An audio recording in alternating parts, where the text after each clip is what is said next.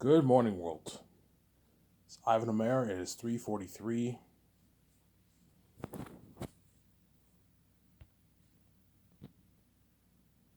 a.m. It is 3:43 a.m.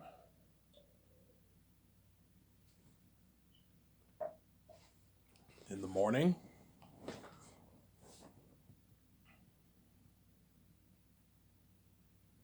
Hope you guys enjoyed my video that I made yesterday. So I just started watching the Andor show. I'm 3 episodes in, and man, I gotta tell you, man, Andor is a fucking amazing show, man. I think it has potential to be the best Star Wars show, the best Disney Star Wars show. I like it better than Obi-Wan. Obi-Wan was pretty good, but the writing wasn't that great.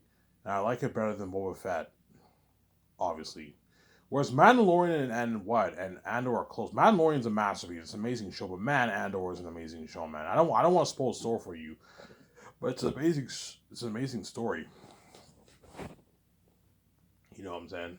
I don't want to say anything without spoiling the story for you. But for all you guys who have not seen the Andor show, I recommend you check it out, man. It has that dark tone. It's a dark show when you watch. It's a darker show than Boba Fett and even Mandalorian. It's a dark show, obviously. It has a darker tone, obviously, the show when you watch it. And man, it's an amazing show, man. I don't want to say anything without spoiling the story for you. I'm on episode 4 right now, and I'll continue the season tomorrow morning. Tomorrow morning, I'll continue the season, honestly. It's an amazing show, man. I think it has potential to be the good writing. You know what I'm saying?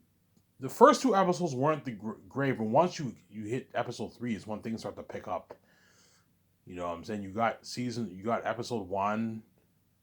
He goes to that. He's in that planet, obviously, and you have these 2 officers. I don't want to spoil the story for you, and that builds up the story. Obviously, you get the flashbacks of him when he's a kid, and that lady finds him in that place, obviously, and she raises him as her own. That's all I'm gonna say. I don't want to spoil the story for you. It's an amazing story. It really is. It's a good story. It's a good movie. It's a good a show, man. It's a fucking my holy shit. This because I remember when I saw the Andor trailer and all, so I'm like, I'm not really hyped for Andor, and I'm saying the show doesn't look that great. I was more hyped for Obi Wan and Boba. I'm like, oh, and then when I watched the show today, I'm like, holy shit, this show is better than even Boba Fett and Obi Wan. Obi Wan was pretty good, but it wasn't great. It had problems, obviously. Like Neil too says, it has a lot of inconsistencies with Order 66, with Anakin, what happened to, you know what I'm saying? It has a lot of inconsistencies of what happened to Order 66. You know what I'm saying? With Vader, it had some inconsistencies.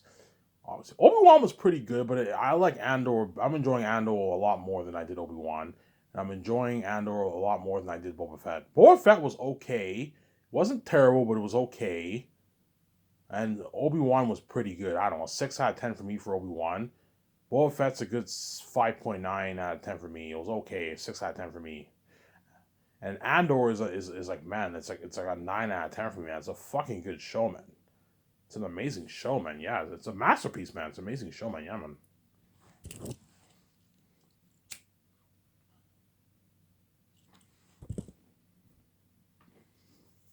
It's an amazing show.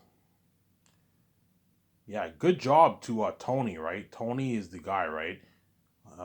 Yeah, he's doing a very good job at what? Will season 3 of Mandalorian top Andor? I don't know. I'll find out how good the show is when I watch the whole show, obviously. But I think Andor is just as good as Mandalorian, in my opinion. I think Andor is just as good as Mandalorian, to be honest. It's a fucking amazing, but it's only a limited series. They're only gonna do like maybe 1 or 2 seasons, because it's a prequel to Rogue One. How he what that guy recruit? I don't want to spoil the story for you. I don't want to spoil the story for you. You know what I'm saying? You'll find out when you watch the show, obviously.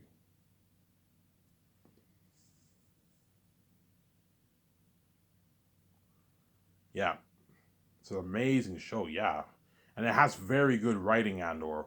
Whereas Obi Wan, you can tell the writing isn't that great. Boba Fett, the writing isn't the greatest either. Whereas Mandalorian has very good writing, and Andor has very good writing. You can tell when a show has good writing or not. Obi-Wan, you can tell the writing wasn't the greatest. The writing wasn't that great in the show, obviously. Boba Fett, the writing wasn't as great as well. It had some problems, obviously. You know what I'm saying? Remember in the end of Boba Fett when you had that big war? You know what I'm saying? Remember when you had the Rancor? They brought in the Rancor. I'm like, why didn't they just bring in the spaceship to kill all those people? And you bring a Rancor jumping on buildings. I thought that was a little silly, obviously. The show had a lot of inconsistencies, obviously. You can tell, like Overlord DVD said in his video, Jon Favreau and Dave Filoni, you can tell their heart is with Mandalorian. It's not with Boba Fett. Mandalorian is their like number one priority. Hence why you see a huge difference when you watch Mandalorian and you watch Boba Fett. Mandalorian is miles away better than the Boba Fett, obviously. Boba Fett was not bad. It was a pretty good show, but it's not as good as Mandalorian, and it's not as good as I like Obi-Wan better than Boba Fett. And I'm enjoying Andor a lot more than I did Boba Fett and Obi-Wan. And Mandalorian and Andor are very close. But I think Andor has potential to beat Mandalorian. I don't think it will. Season 3 of Mandalorian is probably going to be dope. But Andor and Mandalorian are good shows. That's what a good show is, man. Good story, a good story, good writing, yeah. That's why for my company, my Scox's company, I'm gonna hire Hollywood people to help me, Hollywood professionals who work in the industry to help me write a Hollywood level quality script. That way you get there's nothing worse than having a company associated from Hollywood and you hire all these seas people and your story your writing isn't that great and it's like yeah, even though Ivan has better technology than us, the writing of his movie is falls flat. Yeah, you need to have good writing for your movies.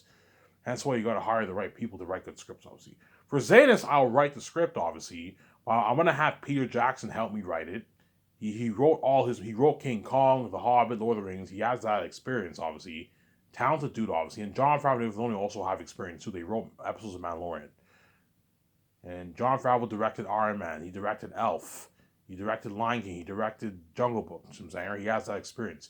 He's the boss. Him and Dave Filoni are the boss under Kathleen Kennedy for all the shows. For most of the shows. For Boba Fett, Mandalorian, they're overseeing all that. Whereas Andor and Obi-Wan, they did not oversee that, obviously. But my guess is, even though Jon Favreau and Dave Filoni were not what? Even though Jon Favreau and Dave Filoni did not write Obi-Wan or Andor, or they're not executive producers of the show, my guess is they oversee it a little bit. They probably had some oversight over it a little bit, maybe. Perhaps not. I don't know. I don't have any sources, but perhaps not. They might have they might have overseen it a little bit, right? Obviously, yeah. Andor is an amazing show. I recommend you guys check out that show, man. Andor. I like it much more than I did Rings of Power. As Rings of Power had problems, obviously. It was an okay show. It wasn't terrible. I know a lot of people think it's terrible. I think it's pretty good. Rings of Power is a good 5.9 out of 10 show for me. But the show had problems, obviously. But man, Andor is an amazing show, man. I like it more than Rings of Power, obviously. It's a lot better than Rings of Power. Don't hate me, Patrick McGee. Don't hate me, you know what I'm saying? That is good Star Wars, man. Andor is a definition of good Star Wars. It's good, highly entertaining, quality Star Wars. It's a good, it's a good show. I like it even better than the Rogue One movie, man. That's how good it is. The Rogue One movie was a good movie, obviously, but like the Andor show is even better. The prequel to Rogue One is even better than what? Than Rogue One. But the only thing that sucks about the show is you know this character. It's a prequel to Rogue One, and in Rogue One, everyone. Spoiler alert! I'm giving you a spoiler alert. And at the end of Rogue One, everyone dies in the movie, obviously. So the Cassian Andor, whatever his name is, he dies obviously in Rogue One, the end of Rogue One. You know what I'm saying? But Andor is a masterpiece, man. It's an amazing show, man. It's good Star Wars. And I'm excited for Mando Season 3, which is coming out, I think, the end of the year or early next year. And then next year you have Ahsoka. I think Ahsoka will be like a pretty good show like Obi-Wan. You know what I'm saying? Yeah. I think Mando Season 3 will be amazing, obviously. Grogu's back in Mando Season 3. You know what I'm saying? He chose the path of the Mandalorian over the path of the Jedi, obviously. Ivan, why did they have Grogu, yeah. So why do they have Grogu choose the path of Mandalorian? There's only one reason why the writers chose to do that: money, toy sales. Obviously, if you want to get Grogu toy sales, obviously you need to have him in the show. Obviously, Grogu Grogu being the show will boost the ratings of Mandalorian. That's why they had him choose the path of Mandalorian for money. Obviously, toy sales. Because in Hollywood, it's all about money, man. That's my speculation. My speculation as to why they had Grogu choose the path of the Mandalorian over the path of the Jedi is probably because of money reasons. It will boost their toy sales or Grogu toy sales. It will boost their ratings. Whereas if Grogu took the path of the Jedi, he would no longer be in the show. You might have him appear here and there, but he would no longer be in the show, and it would. Oh, I'm afraid the show might lose ratings if we don't have Grogu in the show. You know, and hence why they chose to have Grogu take the path of the Mandalorian, obviously. That's my speculation. I don't know why they did, but that's probably a big reason. Is probably money, monetary gain, right? That's probably my speculation on why Disney did that, obviously.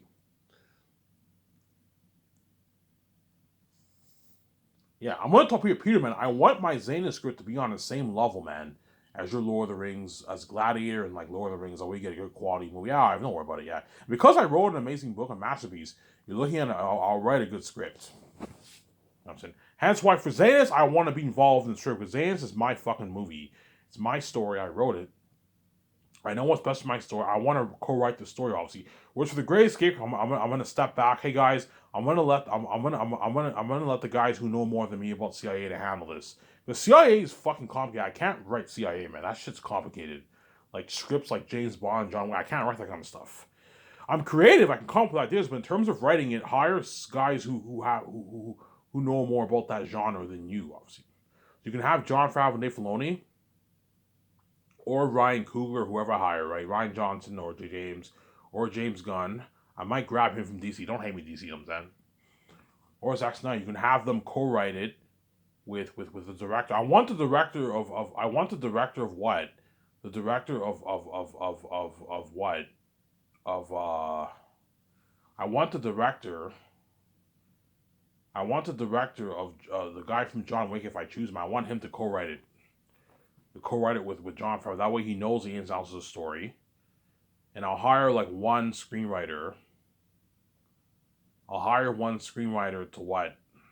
Who did Casino Royale or James Bond or like John Wick, who knows a lot about that genre. Obviously, he'll be the main writer, and then the other three guys are the co-writers who will help him out. Yeah, I have no world, but I know everything about. Yeah, so I'm gonna hire my two CIA experts. They're gonna build the world. And once we build the world, we now start. I tell them my ideas of the script. Okay, this is what I want to happen in the beginning, the middle, and the end. I want it to be a 4-hour movie. Write a good 160, 170, 180 page script, and make sure you give Keanu Reeves, Scarlett Johansson, Ben Affleck, all them a lot of scenes, and Brie Larson. Okay, yeah, Ivan, how long? Okay, give Brie Larson, John Krasinski, and you know what I'm saying, a good hour and 20 minutes like of scene time in the movie. Around there, give them a good hour and 15, hour and 20 minutes of the movie, and then Keanu Reeves on give them a good 2 hours, 1 hour and 50 minutes of the movie. That way you have a lot of scenes. A good hour, give Keanu Reeves at least a good 1 hour and like 30 minutes of the movie, man, minimum. And Brie Larson, we can give them a good hour 10, hour 15. That way they have a good chunk of scenes. I don't pay these guys a lot of money for not having a lot of scenes. No, make sure they have a lot of scenes. You know what I'm saying? Give Javier Bardem a good, 38 minutes of the movie, 40 minutes of the movie. That way, you know what I'm saying? That way, yeah. As a hitman, so I'm saying, give them a good chunk of scenes. But me and feature the main characters, so I'm saying. With the main characters, we have the most scenes, but make sure these guys are also major characters. Make sure they have a lot of scenes too for the movie. So I'm saying.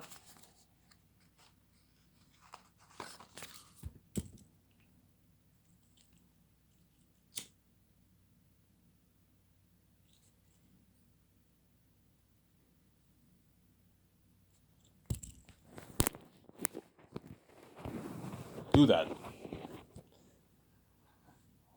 Yeah, hence why for Zanus, I'm gonna have Peter help me co-write. People, Ivan, you don't need my help. You write yourself, Mike Peter, man. I need your help. I don't want you directing a fucking movie that you. I want you to be an auteur, like Rob likes to say.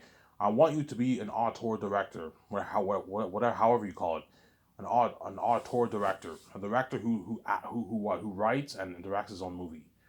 And I think I heard it in a comment. Peter said he does not like directing scripts he did not write.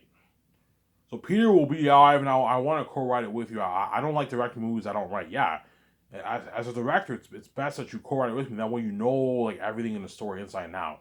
Whereas if he doesn't write the script, he'll know what the story is about. Obviously, he'll read the script, but chances are he won't do as good of a job because he's directing a movie he didn't write. Or if he helps you write it, he'll be more prepped as a director because he knows the ins and outs of the whole story, man. So it'll help me co-write the script, and I'll have my two script developers, whoever I choose. Let's say John Favreau, Dave Filoni, they're going to be helping me write that script. And that's enough. I don't need Fran helping me. Purely, Ivan, my wife's more than happy to help. I'm like, Peter, I have two guys helping us. It's enough. I don't want to have something crazy like 5 chorus. That's crazy. That's enough for the script, for the Zane script. There.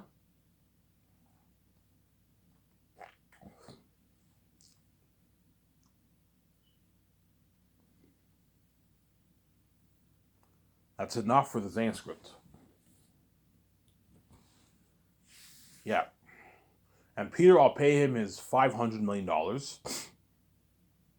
to direct, co-write, and executive produce my movie. And then Mel Gibson, I'll pay him his like it's $236 million. So give him a flat $180 million and a $56 million salary. With salary and bonuses for Mel Gibson. That's a good deal for Mel Gibson. Yeah, pay him that. Or give him 0.4, or Peter, you give him 0.6. You pay him his $85 million base with his bonuses, and you give him $450 million of the profits. And if he's angry, if I sense that Peter is a bit angry and he resents me a little bit, okay, fine, Peter.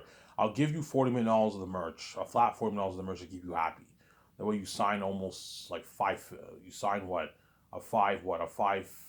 $40 million deal instead of a $500 million to keep him happy. If Peter's angry, but chances are he will not be angry. He'll be happy. That's a good deal. I don't make this in Hollywood. Yeah, you don't make this in Hollywood. All these great directors don't make this kind of money in Hollywood, Peter. Like, you signed the biggest contract ever for a director. Besides George Lucas.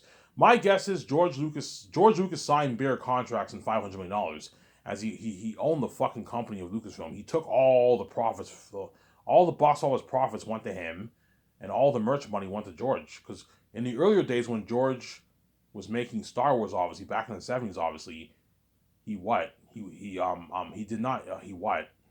struck a deal with Fox, obviously. I take all the merchandising rights. You know what I'm saying? George, and supposedly they asked him for the merchandising rights, obviously, and George said no, and hence why George is so rich. What made George really rich was the merch sales. That's what made George really, really rich. It made him loaded, and that's why he's worth $7 billion today, because he made billions off his movies and the merch, man. And he licensed the rights off games too. Yeah, he made a lot of money, George. Sarah?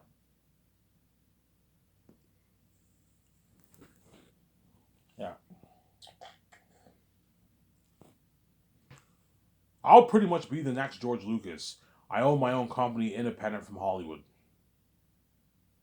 Obviously. But the difference between my company and George Lucas' company is that my company is actually bigger than the Hollywood companies, whereas Lucasfilm is not bigger than Disney and Warner Bros. And all those companies. No. Like, George Lucas, like, his movies are only made for about $100 million. Big company, obviously, but Lucasfilm was not as big as, like, Disney and Warner Bros. And all that stuff. Whereas my company, it's independent from Hollywood, but it's bigger than all the Hollywood companies. Because I'm making my movie for way more money. I'm making Zane's for $95 million. A lot of money. Looking at unheard technology for my movie, yeah. Making what? The Great Escape for $670 million. I'm making the Matrix 4 movie, if I do that, for $670 million. Hollywood movies they don't make $600 million movies in Hollywood. No, they can't afford that. They'll lose money. They make movies on average for $200, $150, $100 million budgets. Which is it's a big budget, obviously, but it's shit compared to $95 million. Compare $200 million compared to $1 billion budget. So there's a huge difference. That's why Zane's will be the best story ever told, the most bitchin', man. Look at the masterpiece. It'll be the best story ever told, the most bitchin', yeah, man. And if Peter's greedy, I'm like, Peter, man, I'm not going to give you like a $700, $600, $650, $800 million deal, man. If I do, you're taking the whole... Ivan, you raise your amount with Amazon then. do 80-20. Like Amazon's ripping you off. They're not worth 20% of your money. I even give them like 20% and take 80 and like give 2% away and give me a flat like $800 of your royalties. I'm like, Peter, you're not worth $800 of my royalties. I'm not gonna give you that. You rip me off. I'm not gonna let you take all the money for yourself like you did for Lord of the Rings, man. Because guaranteed, Peter might tell me, Ivan, the profits you're giving all your stars, give it all to me. Pay your crewman 75K. You know what I'm saying? And the other half of that, give it all to me because he's greedy. He wants every cent of the dollar. You know what I'm saying? You know what I'm saying? Or he might, and if that doesn't work, he'll push for a higher salary. Oh, Ivan, what about a $150 million salary or $200 million salary? Like, Peter, you're not worth a $200 million salary, and taking $450 million of the royalties, you rip me off. You're not worth that, man. $100 million or 85 million Canadian is enough. Directors in Hollywood don't make directors in Hollywood are not more than like 99% of them are not even worth $100 million. And I just offered you an $85 million contract. It's a fat deal. James Cameron does not make 85 million base. No. Quentin Tarantino does not make 85 million base. Christopher Nolan does not make 85 million base. No. Martin Scorsese does not make 85 million base. No, they make like their 20, 25, 30 million base. James Cameron probably negotiates for maybe 30 million base around there for his movies. 35, 40 if he's lucky. And he negotiates for maybe 60, $50 million of the profits. And if he's lucky, maybe 80, 100 if he's lucky. But chances are he negotiates for maybe $60 million of the profits and like a $30 million base salary. Yeah, you're making like way more than all these directors in Hollywood, Peter. I gave you a good fucking deal. Same goes for Mel. I'm like, Mel, most directors don't make $56 million in Hollywood, and most of them don't make $180 million in royalties. No, they don't make that, Mel. If you don't like it, Mel, yeah, it's a deal. I gave you a good deal. I'm saying? I gave you a good deal. Give me a sec, guys. I gotta go take a leak. I'm gonna get a cup of water. Skip the video if you don't want to wait. Don't hate me, I'm saying.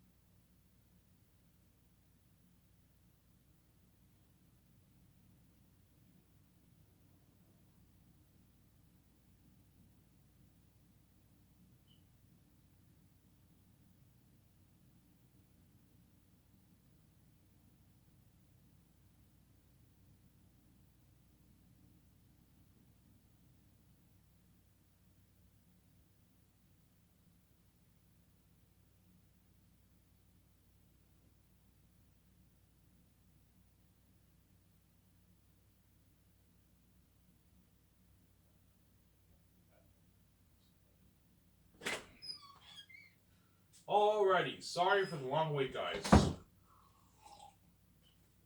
I went to take a leak. And what? I went to take a leak and I went to take a leak and I got my cup of water. I might make a good 40-minute video here. I don't know. I don't feel like talking for an hour. I'll see what happens. You'll see how much energy I have. I'll make a what? Probably a 45-minute video here. Yeah, because guaranteed, Peter Jackson, if I hire him right, I'm speaking hypothetically here, he will pull me aside. He might even pull me aside once I sign all my stars, man. Ivan, I want to talk to you for a second, man. This is madness. What you're paying your stars is local, Ivan. Like, they're not even worth this money, Ivan. This is crazy. Like, John Boyega is not worth a 16.6 million dollar deal with his combined earnings. Like, you're signing him to a 1.5 million dollar deal for the game, an 8.9 million dollar base contract, and a 5.5 million dollars as a royalties Ivan. You're also giving him a 250K royalty check for the merch, 60,000 in commercial money. You know what I'm saying? You're giving him all the perks, obviously, for your company, the parties, the buffet, 2,000 gas card, and you might even make 300, 400K in speaker ratings. Like, you're being far too generous with John, Ivan. This is crazy, man. Like, he's not worth that, Ivan. He's only worth like a million five for your movie, Ivan. What's wrong with you? This is madness. Yes, and hence why John will destroy the role of Tessa Tony as my cousin, and he'll brag how much better Sky Source is in Hollywood because I paid him more money. You know, Ivan's company blows out of the water, man. Yeah, I saw your doc, John. You signed a massive deal. Yeah, man. I signed like almost like a $17 million deal for Ivan's, a $16.5 million deal for Ivan's company. You made $16.5 million in combined earnings. Yeah, I made $16.5 million. Holy shit, that's how much like A-list actors like what, like Sandra Bullock, Brad Pitt, and Tom Cruise and like all these guys make, man. Yeah. Tom Cruise only made $12.5 million for Top Gun, but he negotiated for a big piece of the profits, obviously, for the first dollar gross sales. I heard, and I heard he made like $60 to $100 million around there, off the profits of Top Gun, off the sales of Top Gun, right? I believe it was first dollar gross sales he negotiated for. For him to make $60 $100 million, he negotiated for the first dollar gross sales. Ivan, what's the difference between gross dollar sales and gross dollar profits? Gross dollar sales, you take a percentage of what the movie sold. So let's say if Tom Cruise negotiated for 10% and the movie does $1 billion, he makes $100 million in gross sales. Whereas gross profits is what? Is the difference from the cost and the sales, obviously. Obviously, it's the difference. The gross profits is you won't make as much money because you're taking a percentage of of the profits that the film made, not the sales. But in Hollywood, a lot of companies give the actors the sales deal because it's guaranteed money. Sales is guaranteed money in your bank. Whereas profits is not guaranteed money. If the movie loses money, you don't get a dime. Whereas for sales, you automatically make money because you get a percentage of the sales. The higher the movie grosses, the more money you make. It's very stupid to do a sales deal because if your movie is very successful, the actors can take a big chunk of your profits, man. But in Hollywood, they have to do sales because a lot of Hollywood movies lose money, man. That's the cold hard truth about Hollywood. George Lucas even said in an interview, guys, here's a cold truth: movies don't make money. I got some news for you. I'm saying George Lucas is funny. He has a sense of humor. Yeah, most movies in Hollywood lose money, and the rarity there's a rare bunch. A good chunk make money, obviously, but a lot of movies break even or lose money in Hollywood. It's Hollywood. The movie business is not easy. It's tough, obviously. Whereas for my company, I can easily give the actors a piece of the profits because my movies are going to gross tens of billions. That's why I can afford to give the actors. That's why the actors will make a lot of money off the profits because my movies are going to make guaranteed profit, obviously. You know what I'm saying? My movies are going to make guaranteed profit, obviously. I would never do a sales deal with the actors. Otherwise, they're going to walk away with something crazy, man. You give an actor like a sales deal, he's going to walk away like 50 million, 60 million, something crazy, and they're ripping you off. John Boyega and all of them are not worth $50 million or these are ripping you off, hands down. That's how much the bigger A-listers are worth. You know what I'm saying? Like, you know what I'm saying? Yeah. But people, Ivan, John's not worth $5.5 million of your money, Ivan. You're fucking crazy, man. He's not even worth a $5.5 million contract. He's only worth like $1.5 million. Carl Urban's only worth like a $700K movie, Ivan. He's not worth a $4.5 million rich salary. That's crazy, man. That's A-lister salaries, Ivan. Vigo's worth like Carl Urban's salary, Ivan. He's not worth $10 million, man. He's not guys like Chris Hemsworth and Will Smith, man, and Liam Neeson. He's not worth $4.5 million. He's ripping you off, Ivan. You're also giving him $5.5 million of royalties, Ivan, for the profits. You're fucking crazy, and you're giving him a $250K royalty check for the merch. Like, Peter, it's easy for you to say that when you sign a massive $500 million deal. You're going to make like $300 million after taxes. You know what I'm saying? Money that 99% of all these actors are not even worth. You're a fellow billionaire like me. You're living that dream. Like, these actors are rich, but not as rich as you. It's easy for you to say that, man. You know what I'm saying? Yeah, Ivan, you're right. If you pay them more money, they're gonna work harder for you. Yes, and that's why I'm gonna get a better movie.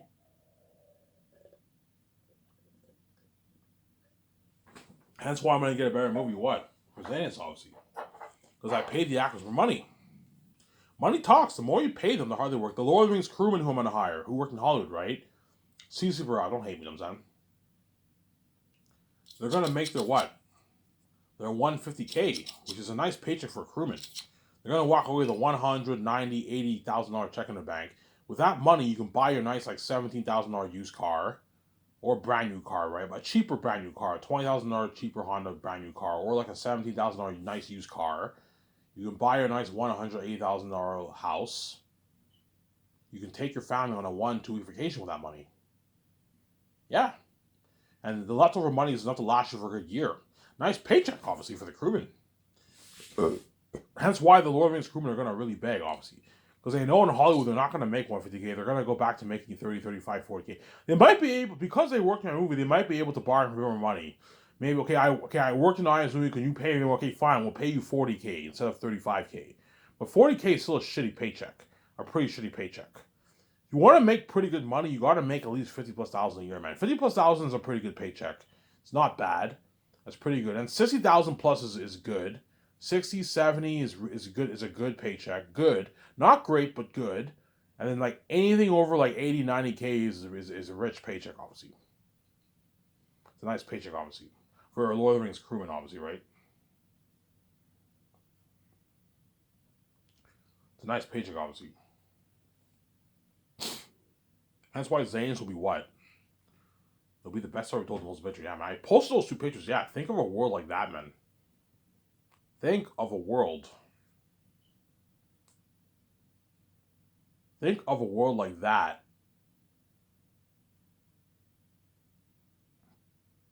Think of a world like that for what? For Zanus. You have the beautiful sunset. You have the trees. You have the veil that veils the south. You know what I'm saying? You have all that. Yeah, you can think of a world like that for Zanus. Yeah, I'm gonna tell you how. Okay, Ivan, what do you think of? Okay, I want it to look something like this. It looks amazing like Pandora, but it looks more natural. And you have that sunset. Oh, I see what you're saying. And they draw a beautiful world of the north, the south. You know what I'm saying? Looking at a beautiful world, yeah, man. A beautiful world, yeah. I'm going to shut my calendar, guys.